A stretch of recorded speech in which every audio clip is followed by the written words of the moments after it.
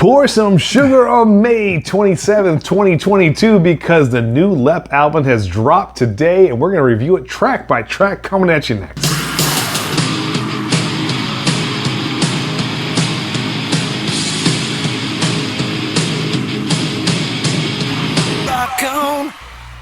All right, everybody, welcome back to 1090. I am Andy. This is Todd coming at you this time, not with beer, not with bourbon, but with rock and roll. Yes, we're known for all three, but today, a special day because the brand new Def Leppard album, Diamond Star Halos, drops, and we are going to review it for you track by track. Cannot wait to get into this. This is their first release in 7 years. Unbelievable. Perfect timing too, right ahead of the stadium tour with Crew and Joan Jett and Poison, which we will also be going to this year. Can't wait for that. But cool album. We gave it a couple spins. We're going to give you our opinions, and we're going to let you know what we liked, what we didn't, and what we think of this album. All right, Andy, so let's get into this album. But before we do that, we have reviewed Hysteria and actually reviewed the Def Leppard Elysian Pale Ale here, which was fantastic. And if you want to see that, link below. But I'm excited to see what you think track by track, because this is a little different. This isn't Hysteria. This is 2021. We just got this album. I can't wait to see what you think about each track. And this band has been around for 40 years now. So it brings me to track one, Take What You Want.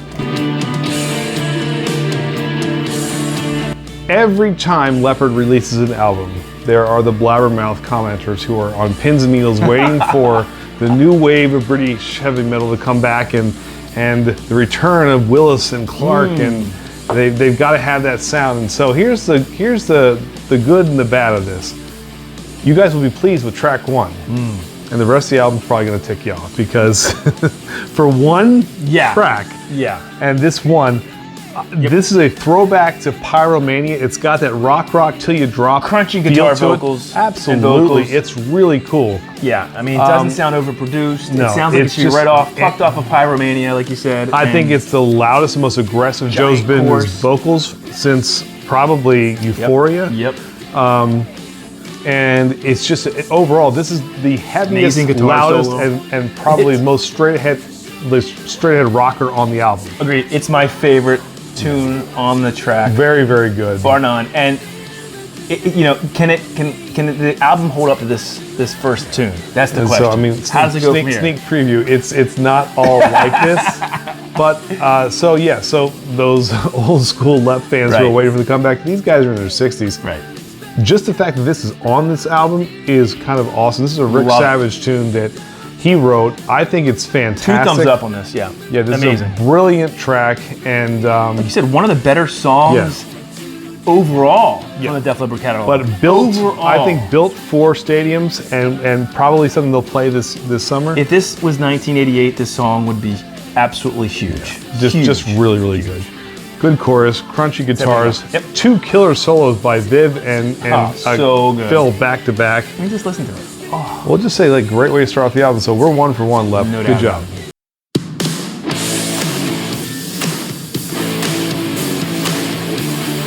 Track 2. Kick. Let's do it. All right. First. I don't want to kick. So I got to tell you, is this the best song on the album? No. Maybe not. That's up there. But it's the most important track. To me, this is the most important song they've probably put out since 2000. Yes. You think about Hysteria.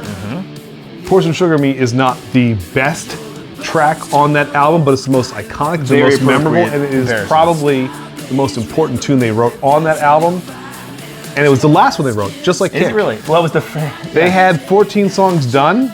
Phil Collins presents this to Pour Some Sugar on Me, you said. And just like Sugar, they present this to the group, and they're like, "We got to add this track." And the chorus is so infectious on this song. You can't not listen to it and not sing it.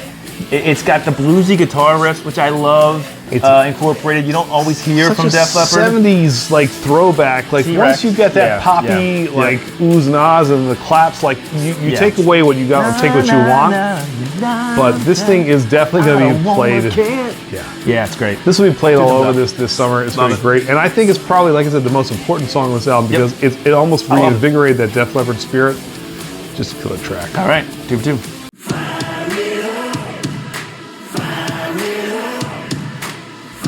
Let me see your light, spark the dynamite, here we go. All right, track 3, Fire It Up. Again, this is continuing that sort of anthem that we just saw in Kick. I think the great thing about this song, it'll play well in big stadiums this summer.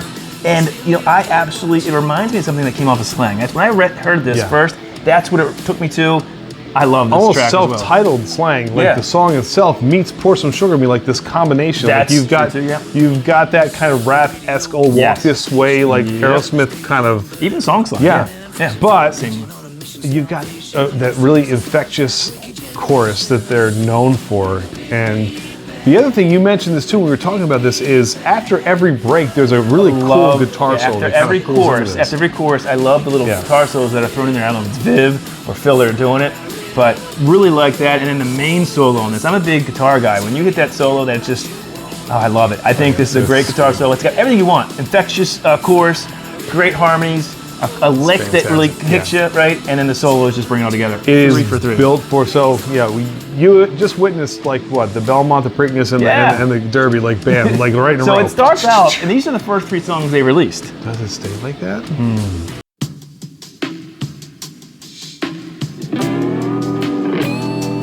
All right, so we are 3 for 3, I think, out of the gate on this new album. And now we change the pace completely, Andy, and we bring in Alison Krauss for this country ballad. I don't know how else to say it. It's a country song. Yeah. In fact, this is probably the most deviated from a Def Leppard song that we have seen since probably like All Night from Euphoria, which was a cool tune, but it was just a completely like Prince, that's just like different song. Now, if you like country music, this will be right up your alley. If you don't, I can see it played on country radio. If you don't, this is probably going to turn you off. I personally am a country fan. I love it. In fact, Love Bites was written as a country song turned into a rock song. This is like the opposite kind of going back. I think Alison Krauss's voice meshes really well with Joe's, and I think it's a beautiful pairing. You're not in that same ballpark. Listen, I'm not arguing it's not a beautiful song. They are amazing singers both on here. It works well for what it is, which is a country ballad. It's just not my cup of tea, and I don't think a lot of people who like Def Leppard are either. Not saying it's not good. Some people like you might like it. If you like country and you like Def Leppard, you'll probably like this. It's not the first time they've dipped their toes in the country water. Like they have done the collaboration with Tim McGraw off the Spark Lounge. In here too. It's really it's done well. I mean, you saw like Spark Lounge at 9 Lives from Tim McGraw and Def Leppard, which is really cool. They did the Crossroads with Taylor Swift, for goodness sakes. This isn't their first foray into country, but this is the most country song with that kind of bluegrassy like feel to it. So is it 4 for 4 for you? For me, I like this. This is a hitter for me. I like it. Hitter. But it's not going to be a hitter for everybody. Now, so we missed here on the 4th one. Let's go into the 5th to see if it gets better. All right.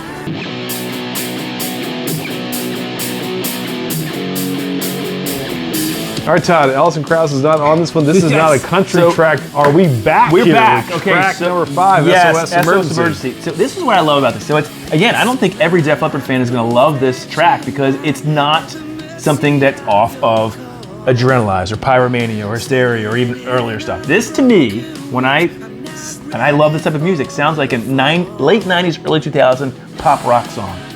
And I love that type of music, and this works perfectly. I can agree with that. X was that foray into pop rock, but almost more like if the Backstreet Boys had like pop rock, like with You're So Beautiful and tunes like that. This is more SR-71 vein, like you said. It really is, and I'm not a huge fan of that style of rock, but Def Leppard did it right. Yeah. Because, well, they're Def Leppard, right? That's true. This is a cool song. Another kind of foot-pounding stadium anthem that could be out there. On the live they may, I really like this falls right into line with a song that is very Lepp-esque without being old school like Hysteria and Pyromania. 2 thumbs up now. We are 4 for 5 for me. Yep, and well, will we have any that Andy doesn't like is a question.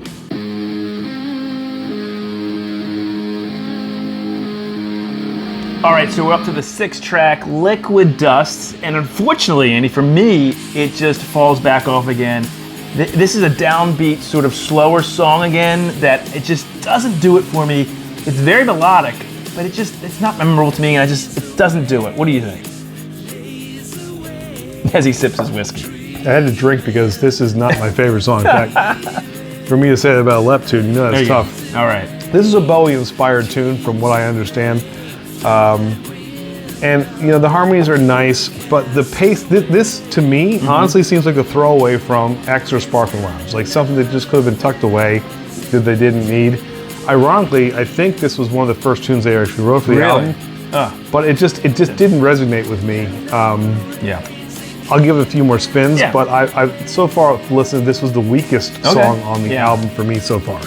Up there, yeah, I agree. So you're 4 for 6, I'm 5 for 6. All right, we're not batting 1,000 anymore. No way. 7 coming up next. No matter what you breathe, it's where we. All right, steel guitars, piano, and ukuleles. Oh my! Yeah, it's Def Leppard album, and it's a different Lep album than you ever heard before. You Rock Me, Crazy Spelling, Ode to Slade, but dude, this is a killer track. I like it. You know what I love about this? I love that sort of acoustic rock that you get a lot of times from southern rock bands or just rock bands that are trying to do something different. You haven't heard that a lot from Def Leppard. This to me works. I love everything about it. Everything about it. Old school glammy. I love the way it builds, like that ukulele, the building. Almost like really, what? But then the electric guitars kick in for the chorus and the solo. And Joe wails at the end. Like I love that. Like love it. This is the most youthful I will say Joe has been since probably Euphoria, which is great because I love it's been a while. It starts out with that sort of funky acoustic rock, and then the chorus kicks in and the electric guitar. I love it. Vivian comes in. They're having fun on this. I think Vivian comes in and it just wails. It just sounds like they're having fun, and you know what? Again, though, it's not your grandfather's Def Leppard. This isn't something that ever would be seen in 1988. They're grandfathers now, so they're writing their own style. But I think it comes through. It's not overproduced. We're going to say that a lot tonight. It's cool. Yeah. It's a neat track, and if you're a fan of Lep in general, you're going to like this one. You rock. Thumbs up for me.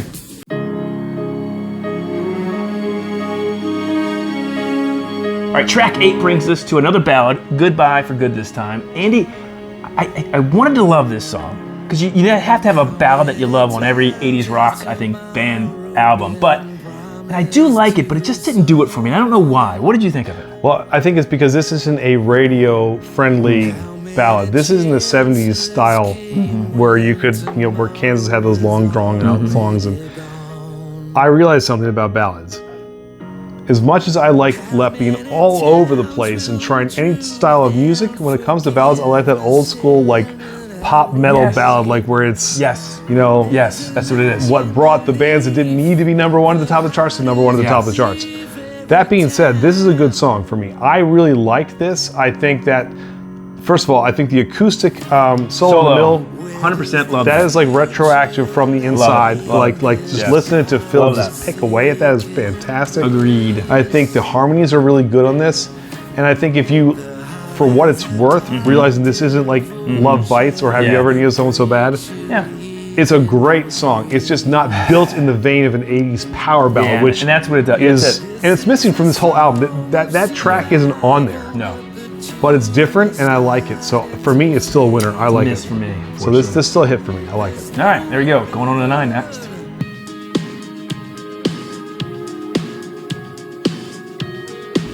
Track 9, All We Need. Again, this is one of those mid-tempo-ish songs, and reminiscent of things that you've heard in the past, and still sounds kind of somewhat fresh and new. But Todd, I'm curious your opinion on this one. So I think it does sound like the chorus is classic Lep. I think it's great writing on this. The harmonies are really good. It kind of just drags on for me, and I was waiting for that sort of hook that maybe said, "Oh, this is a memorable song," and it never came. And that's why I don't think it's a great track for this album. To me, it starts off almost like a U2-ish kind of song. Yeah, that's a good point. And then pulls into like almost like a California Dreamin' type vibe. It's got like that crossover between like 80s rock and maybe like old school 70s rock. But I'm kind of with you on this one. This one didn't hit home for me yet. I obviously we've only given it a couple spins. I want to go back and listen to it. Like the harmonies are pretty. It's a really nice song. But it's almost like, it's one of those songs where it might be a filler on the album. Correct.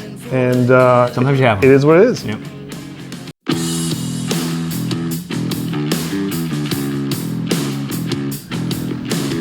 All right, we're in double digits now. Track 10, Open Your Eyes. Todd, thoughts? What are you thinking about this track? All right, so you lost me there, Def Leppard, for about 2 or 3 songs there. You're back.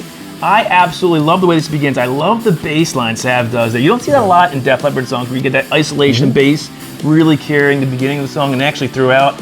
Absolutely love it. The chorus is monumental. Open your eyes. I love that. It's a good This chorus. to me is It's memorable. catchy. It's a thumbs up for sure for me. See, to me, this reminds me very much of the last track off of Slang Like Pearl of Euphoria. I know you said it kind of had that vibe of, but maybe it could have been on a Hysteria track. Yes. But for me, this has a little Slang-esque feel Okay. to it towards the end. Yeah. It's trying to decide, does it want to rock or does it want to be mid-tempo? And for me, it's a little bit like, I'm not sure. It's not my personal favorite I like off the track. Okay, so this is Off the album, but not my favorite either, but I think it's a thumbs up. I like thumbs it. up, and I'm on the fence with this one. Oh, all right. Interesting. We disagree the other way this time.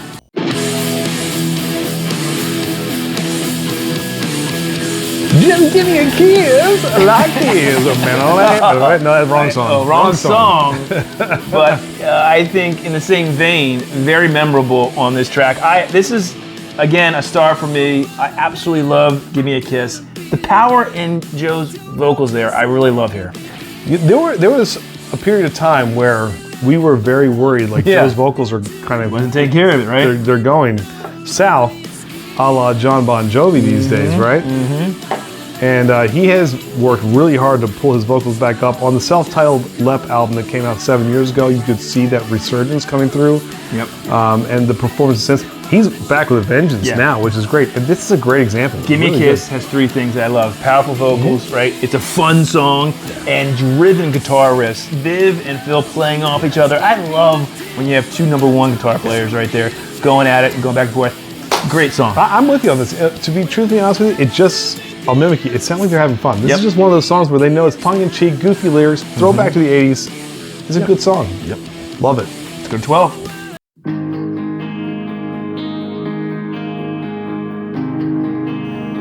All right, track 12, Angels Can't Help You Now. Again, another departure from what we just came off of with Give Me a Kiss, that big kind of like fist-rocking like anthem song.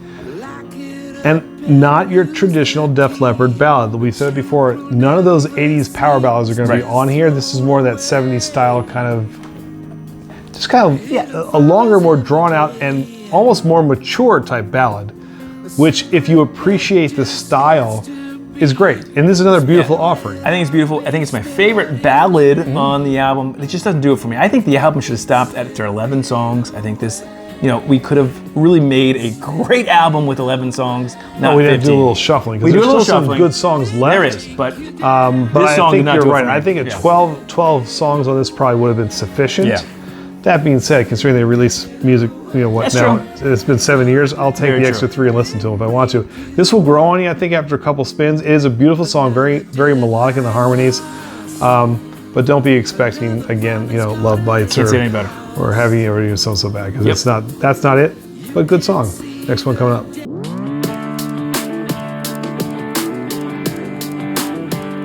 All right, Andy. Track number 13, Lifeless, and Alison Krauss is back. Unfortunately, no, I shouldn't say that. Listen, if you like country, and like I said this before, and you love Def Leppard, you're probably gonna like this song. We differ on this. I don't one. like this song. We differ on Get rid this. of both of Alison Krauss songs. Put it on a different album. Maybe Def Leppard does country. Hey, great. That will never exist. Well, why not? And You've done. because this is what I like is this is them free range doing whatever the hell they want. I like it. That's true. And I'll be honest with you, of the two songs, This Guitar and Lifeless, this one is the better of the Guitar two. solo is the one thing I like about this. But also I think the vocals are even better the way they complement each other. I think they sound beautiful on this song together. Actually, Alison's voice on this is even more like it is.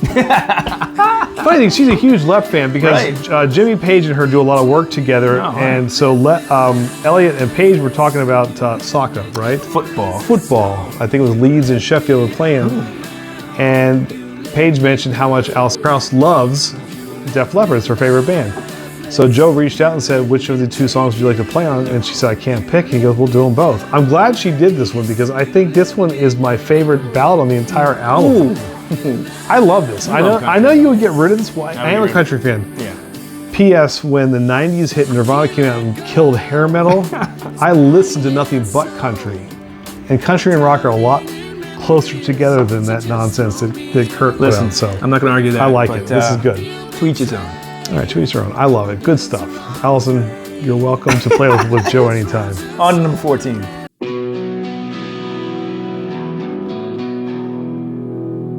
Okay. All right, so Andy, number 14 is coming around, and I'll tell you, we've had this, today the album dropped, we've listened to it 2, 3, maybe 4 times. At first, I wasn't sure about this song. You were not. The more, so I want people to listen to this album over and over before you make opinions like we're doing right now. Yep. This song is growing me. I absolutely think this song is worthy of this album. It certainly should be on it. It's the best on the backside of this sort of album. I love it. It's a top 5 on this album. I don't know about that, but it's It is worthy. a fantastic song. Starts out with a Sparkle Lounge groove again, It's very- which kind of made me liked worried. it. You No, liked it? I was love worried. that I was sort of like, electronic drum I kit. said, sort of. here we go again, another Sparkle Lounge X-y kind of thing, and I wasn't feeling it. And then all of a sudden, this InXS vibe Yeah, I love kicks in. It's 100% what it is. I love Rick Allen's work on this, Yeah. and I think it's really cool. The verse, Very the popish. verse is fun, but then the chorus goes back to an old school Lep. That Great guitar Unbreakable solo. and Yep. Shakeable, like it's just Yeah. really, really Lep-y, which I love, and To me, this is the highlight of the back end of the album. So there you go. it takes multiple listens, but this thing will be ear Agreed. candy to you very quickly. 100%. Yep. So the penultimate track is fantastic, but got one more to go. All right, track number 15, From Here to Eternity. Def Leppard is notorious for having these kind of long, drawn-out ballads that they know are going to get no airplay, with the exception of Tear It Down, Oh, you know, that's a off hell of of a Adrenalize, and of course, Billy's Got a Gun. Is just but there's not a bad song on Pyromania. This song is the darkest on the album, both almost musically and lyrically. It is something that is a nice song to kind of ride you out, like slowly, like kind No. of drop you off on the No. beach type vibe, but it's not one that's going to leave you like going fist pumping. It's not one to end this. Listen, I wanted something. It's a unique choice, but it's kind of stays in the vein of 5+ what they minutes. do. Kind of that Pearl of Euphoria feel to it that just kind of rides you out. drags It's a good on. song. This song drags on. It's 5+ minutes. It's ending the album, and you kind of like, I like oh, it. it's over. Okay, not like, damn, that was a good album. I love it, and that's what I want. Well, you don't want to end with Kick, right? Okay, so I get the Well, why this is something on the that gets back me end, like, you know what, this was great, but yes. And this one, like, I'm like, I think I'm gonna go lay down now. It's kind of time to take a nap. I didn't love it. Not my cup of tea. well, it is probably in the top 3 of the songs that I would probably say could have been Okay. I was waiting for you to excused say- for you. okay. You're ready to pounce me there. For, Yeah, I thought you were saying something else. You know, so if we dropped this to 12, this may have been one of the ones that I Yeah. would have dropped. That being said, it's not a bad song. Give it a listen, see what you think, you know, and let us know. But anyway, All right, there's your 15. Well, let's wrap it up. We're going to come back and tell you which songs we think hit, what songs missed, and whether or not you should pick and download this album.